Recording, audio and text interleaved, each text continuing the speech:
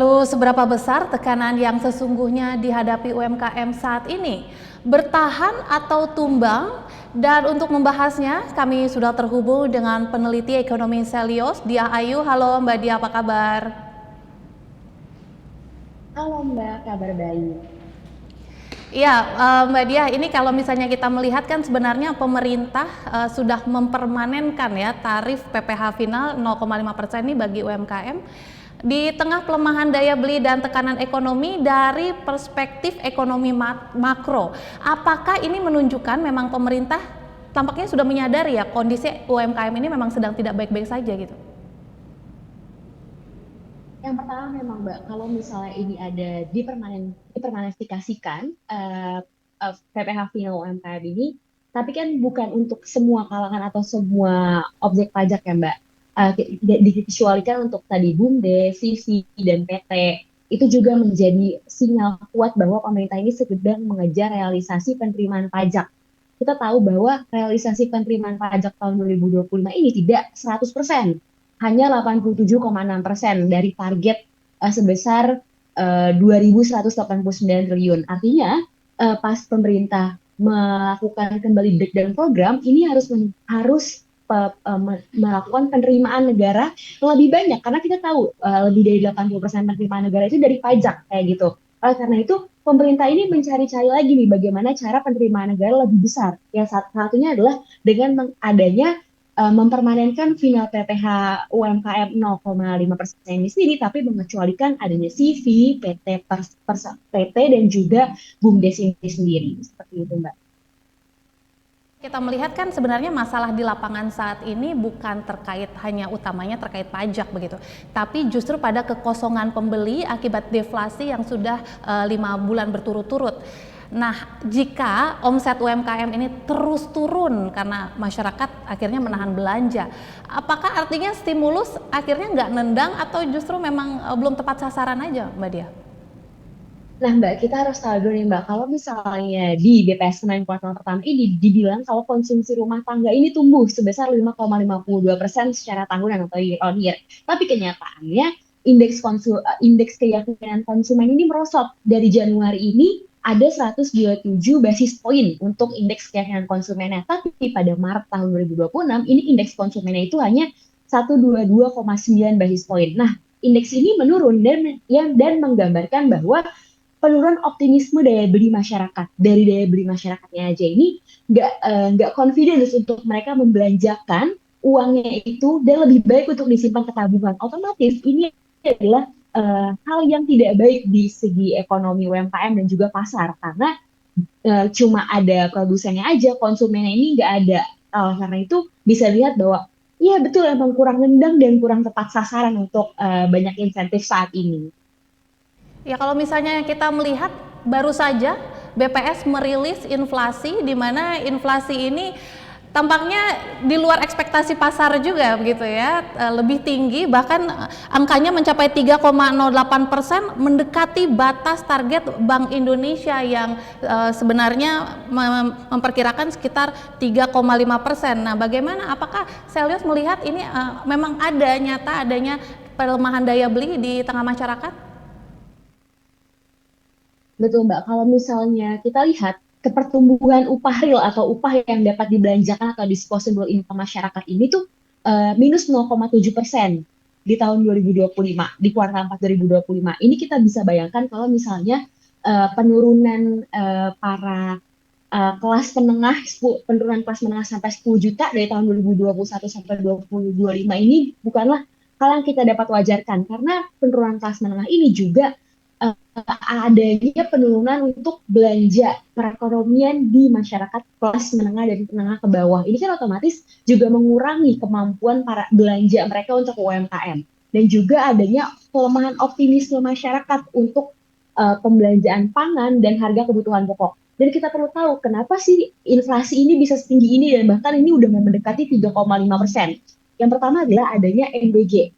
Mbak, kita tahu kalau misalnya harga cabai ini sekarang itu nggak cuma naik mendekati Lebaran, mendekati bulan puasa aja, tapi sekarang pun harga cabai setelah Lebaran dan bahkan masuk kuartal 2 ini bahkan melonjak.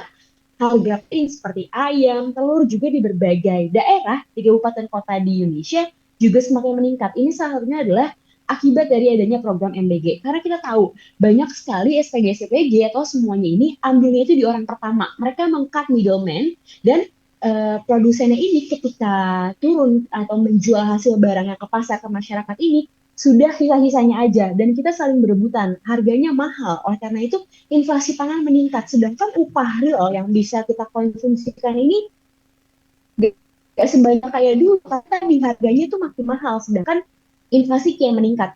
MBG ini perlu dievaluasi kembali dan menyebabkan inflasi pangan ini semakin tinggi seperti itu Mbak. Berarti bisa dikatakan kontribusi yang paling besar terhadap inflasi ini kalau menurut pengamatan Selyos adalah?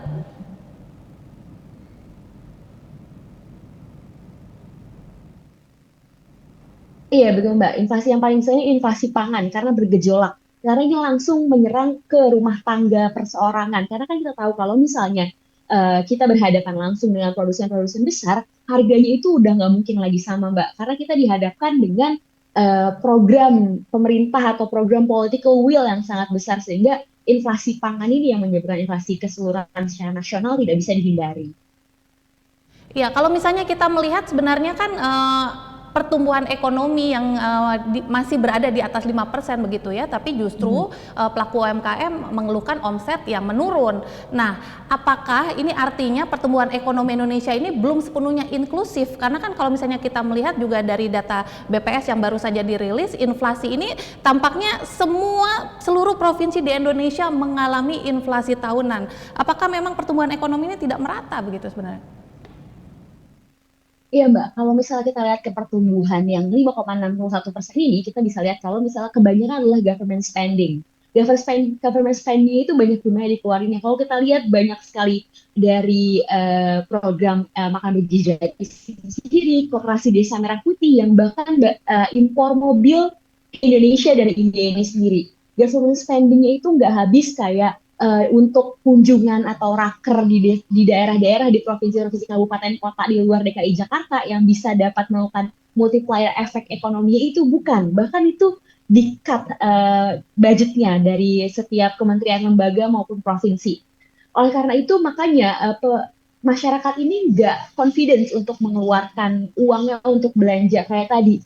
Harusnya ketika pertumbuhan ekonomi rumah tangga ini tumbuh tadi di atas 5%, otomatis indeks keyakinan konsumennya ini harus juga tumbuh tinggi. Tapi tadi ini malah menurun. Masyarakat ini nggak confidence untuk membelanjakan uangnya. Mereka tuh masih ragu untuk masa depannya seperti apa, kayak gitu untuk setahun ke depan bagaimana, melihat gejala pertumbuhan inflasi yang semakin tinggi, masyarakat itu sadar bahwa belanja ini nggak lagi murah bagi masyarakat, walaupun hanya belanja kebutuhan pangan pokok dan bukan yang sekunder, tersier ataupun leisure seperti itu, Mbak.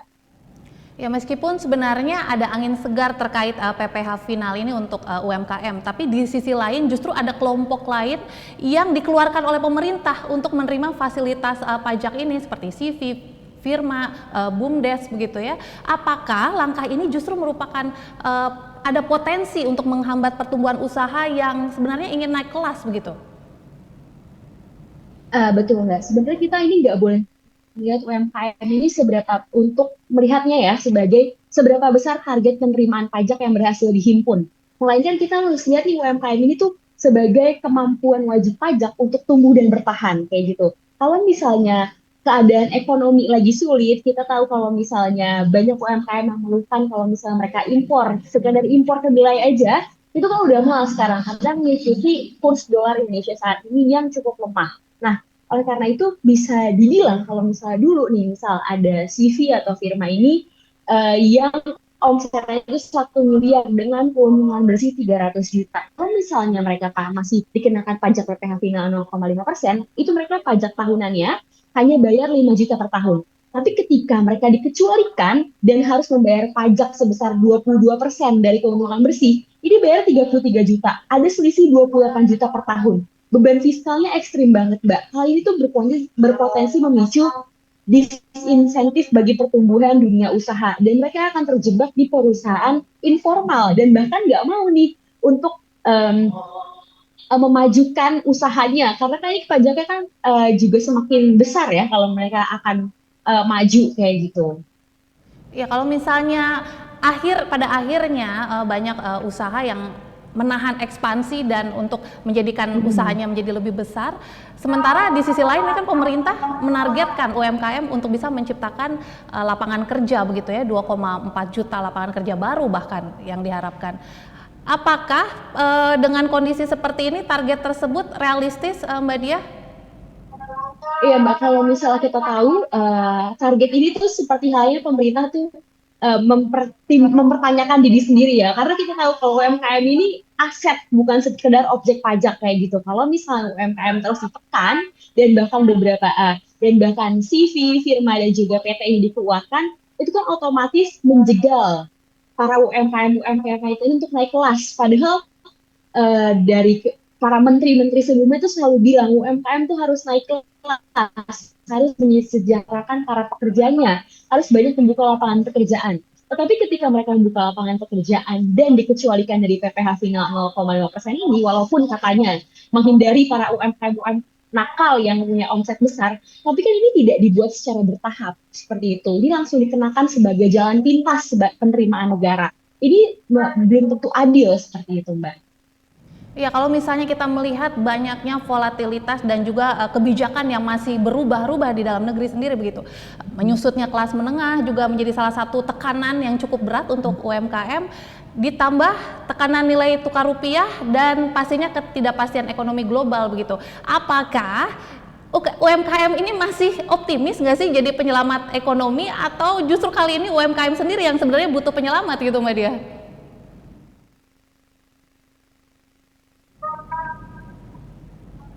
Iya betul. Sesungguhnya kita sebagai masyarakat Indonesia ini sama-sama saling butuh penyelamatan. Tapi insentifnya itu yang harus sesuai target atau targeted. Kan kita juga punya, pemerintah juga punya data. Kementerian UMKM itu punya bank data. Mereka tuh yang terdaftar NID-nya dengan nama NIK kayak gitu kan. Dan juga ada pelatihan juga dari kementerian. Tapi itu dirasa belum cukup. Kalau misalnya nggak ada konsumen ya kayak gitu, bagaimana konsumen ini bisa membelanjakan kalau mereka tuh upah real atau disposable income-nya atau upah yang dapat mereka jajanin atau mereka beliin lagi tuh nggak ada karena tertekan inflasi kayak gitu. Diselamatkan dulu konsumennya, baru habis itu ekonomi ikut bergerak. Kalau misalnya para masyarakat kelas menengah bawah tetap ditekan, untuk apa ada banyak UMKM? Siapa yang mau jajan kayak gitu? Kan kita kan ujung-ujungnya adalah warga jaga warga, warga tolong warga kayak gitu. Pemerintahnya kemana kayak gitu? Ya, untuk pertumbuhan ekonomi di kuartal kedua sendiri ini kan diprediksi menurun begitu. Nah, kalau misalnya melihat kita berada di titik nadir siklus ekonomi saat ini, satu langkah kebijakan tentunya di luar perpajakan, apa yang paling mendesak yang mesti dilakukan pemerintah saat ini untuk mencegah UMKM tumbang massal, minimal bertahan? Minimal bertahan. Kalau misalnya minimal bertahan itu kan kita selamatkan dulu ya Mbak konsumennya agar tetap ada pembelinya dan juga menghidupkan para pekerja-pekerja di UMKM itu sendiri. Kalau dari Selios ini adalah meningkatkan kenaikan batas penghasilan tidak kena pajak. Karena ini akan meningkatkan disposable income kelas menengah dan bawah agar mereka itu bisa membelanjakan uangnya untuk kebutuhan yang sekunder dan tersier bahkan untuk leisure seperti jajan, untuk yang liburan, ajak anak-anak atau sekeluarga itu makan ketika weekend kayak gitu kan kayak mereka bilang in this economy itu lebih baik makan di rumah dan masak ketimbang jajan di luar kayak gitu. Ini kan menunjukkan ketidakmampuan masyarakat dan juga kita itu harus tahu perbaikan data penerima bansos kayak gitu. Sekali lagi kalau misalnya pastikan bantuan tepat sasaran, otomatis orang-orang yang terdaftar di DTKS ini sendiri akan menerima bantuan dan mampu tadi untuk membelanjakan disposable income atau uang yang dapat dibelanjakan itu lebih besar agar UMKM lebih bertahan. Nggak mungkin dong semuanya mau jadi pengusaha kalau misalnya nggak ada konsumen yang kayak gitu. Dan juga kalau bisa pemerintah ini juga harus memastikan legalitas hukum daripada UMKM ini sendiri. Jangan hanya informal saja, tapi harus naik ke sektor formal. Harus membuka lapangan pekerjaan yang lebih banyak. Insentifnya itu targeted. Kan kalau sekarang dengan adanya pengecualian CV, firma, dan PT dari PPh Final UMKM 0,5% ini seakan-akan beban tambahan fiskal yang lebih banyak pemerintah ini hanya mengejar penerimaan negara melalui pajak, bukan untuk mempertahankan dan menumbuhkan UMKM itu sendiri. Baik, Mbak Dia Ayu, terima kasih untuk waktu dan diskusinya di Prime Report kali ini. Sukses dan sehat selalu. Baik, terima kasih Mbak. Salam. Dan pemirsa tetaplah bersama kami, Prime Report akan segera kembali.